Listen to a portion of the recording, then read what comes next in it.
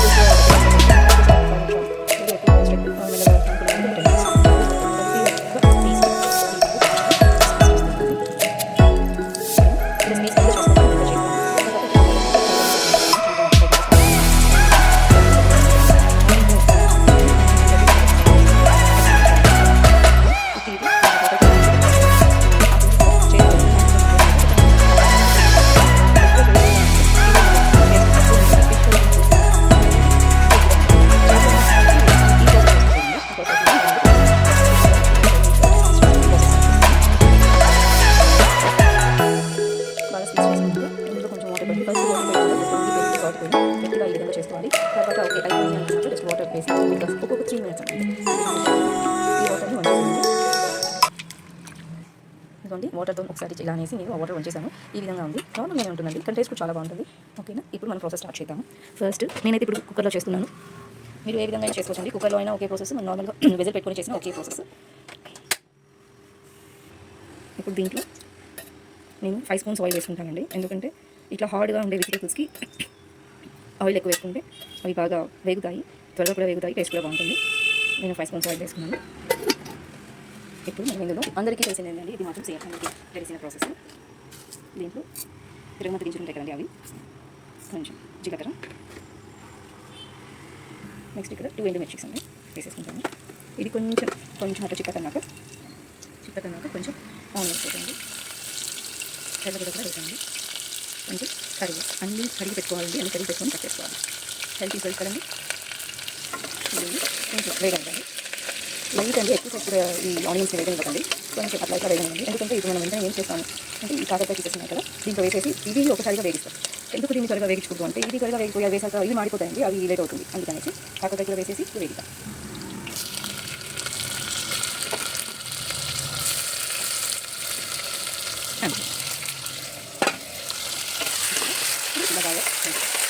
ఇది కూడా ఎక్కువ కుక్కర్లో అయితే ఇలా ఎక్కువ వేపాల్సిన అవసరం లేదు. ఇప్పుడు దీంట్లో పసుపు అండి, పసుపు ఇంటి ధనియాల పొడి గ్రైండ్ చేసి కూడా వేసుకోవచ్చండి. నేను 1.5 స్పూన్ వేస్తున్నాను. నెక్స్ట్ సాల్ట్ ఈ స్పూన్తో, అంటే నేను తీసుకున్న క్వాంటిటీ ఏంటంటే నేను కాకరకాయ తీసుకున్నాను, నా క్వాంటిటీ తగ్గట్టు సాల్ట్ వేసుకుంటున్నాను. ఓకే, ఇప్పుడు కొంచెం కారపొడి, మనం కారం ఎక్కువ తినేవాళ్ళు అంటే మనకి తెలుసు కదండి, లేదా ఏ విధంగా తింటామో ఆ విధంగా కారపొడి వేసుకుని నేనైతే 2 స్పూన్స్ వేసుకుంటాను. మాకు ఈ కారం తగ్గుతుందండి. దీంట్లో కొంచెం కుమిన్ పౌడర్ జస్ట్ వేసామంటే వేసాం అంటే తీసుకుంటాం. దీని ఒకసారి ముక్కలు తొందరగా పట్టించాను. చూడండి, లుకింగ్ చాలా బాగుంటుంది, మనకి ఫిష్ కర్రీ టేస్టే వస్తుందండి, చాలా బాగుంటుంది కూడా. ఇంకా నెక్స్ట్ డే అయితే ఇంకా బాగుంటుంది. నార్మల్గా ఎవరు నెక్స్ట్ డే తినదండి, నేను ఒకటే ఏదైనా కర్రీ చూస్తే నెక్స్ట్ డే తింటాను. అలా చేసేస్తున్నాక టొమాటోస్,